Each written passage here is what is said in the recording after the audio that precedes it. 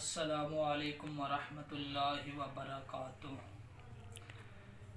मैं उम्मीद करता हूँ कि आप सब खैरियत से होंगे। पीछे हम जो मौजू हमारा था सीख रहे थे वो है नमाज इमाम साहिब के पीछे पढ़ने का तरीका। इमाम साहब के पीछे पढ़ने का तरीका हमने तकरीबन सजदे तक सीख लिया था। आज हम सजदे से आगे चलते हैं। सजदे से आपने जिस तरह मिसाल के तौर पर एक रकत मुकम्मल होने के बाद दूसरी इमाम साहब अल्लाहु अकबर कहते हुए क़याम सीधा खड़े हो जाते हैं, वैसे ही मुक्तदी हज़रात ने भी पीछे अल्लाहु अकबर कहते हुए खड़े हो जाना और हाथ बांध लेने के बाद इमाम साहिब चंद सेकंड जो कि वो ठहरेंगे या वो किरात शुरू नहीं करेंगे, उस वक्फे के दरमियान मुक्तदी हज़रात ने पीछे से कुछ भी नहीं पढ़ना। मुक्तदी हज़रात खामोशी के साथ खड़े रहेंगे। इमाम साहब दूसरी रकत में किरात करेंगे और किरात करने के बाद एक बड़ी आयत या छोटी 3 आयतें या एक छोटी सूरत पढ़ेंगे, तिलावत करेंगे उसकी, और करने के बाद फिर रकू में चले जाएंगे। इस तरह वो दूसरी रकत करेंगे पूरी, और दूसरी रकत के बाद इमाम साहिब भी बैठ जाएंगे, मुक्तदी हज़रात भी बैठ जाएंगे और वो पढ़ेंगे। इमाम साहिब भी पढ़ेंगे अत्तहियातु और मुक्तदी हज़रात भी अत्तहियात पूरी पढ़ने के बाद अशहदु अल्ला इलाहा इल्लल्लाह व अशहदु अन्ना मुहम्मदन अब्दुहु व रसूलुहु यहाँ तक पढ़कर मुक्तदी हज़रात ठहर जाएंगे। अब अगर इमाम साहब ने पढ़ लिया है तो वो इमाम साहिब पहले खड़े हो जाएंगे। और इसके ये बात याद रखनी है कि आपका अत्तहियात पूरा हुआ है या नहीं हुआ। आप पैरवी कर रहे हैं इमाम साहिब के। अगर आपका अत्तहियात रह भी गया है तो जो इमाम साहब की आप पैरवी कर रहे हैं, अगर इमाम साहिब का पूरा हो गया, उन्होंने कहा अल्लाहु अकबर, तो आप उनके पीछे हैं, आपने भी कह देना अल्लाहु अकबर। आप भी तीसरी रकत के लिए खड़े हो जाएंगे।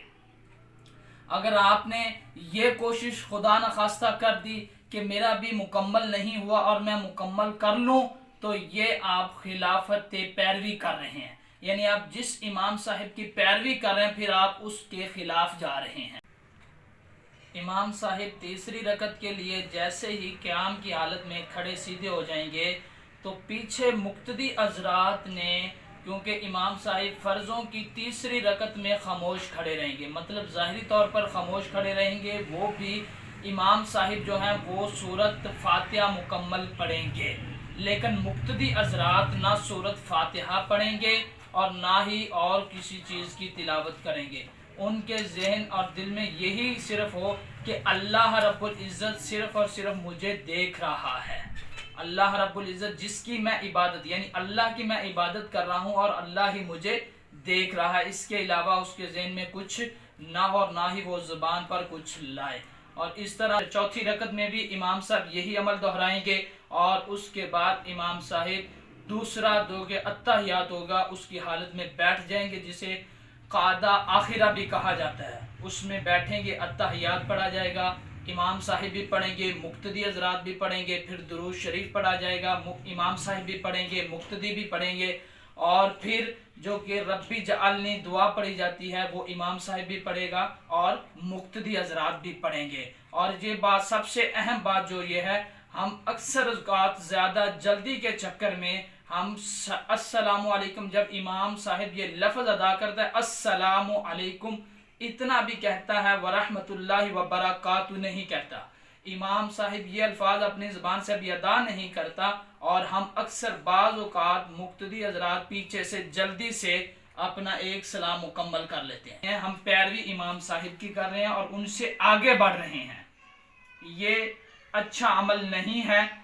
हम पैरवी इमाम साहब की कर रहे हैं तो हमें चाहिए कि वो इत्मीनान के साथ अस्सलामु अलैकुम व रहमतुल्लाह जब कर लें तो हम भी उनके पीछे, जब वो इधर आए और दूसरी तरफ सलाम, जब वो कह दें अस्सलामु अलैकुम व रहमतुल्लाह तो हम फिर दूसरी तरफ सलाम फेरें। जज़ाकल्लाह।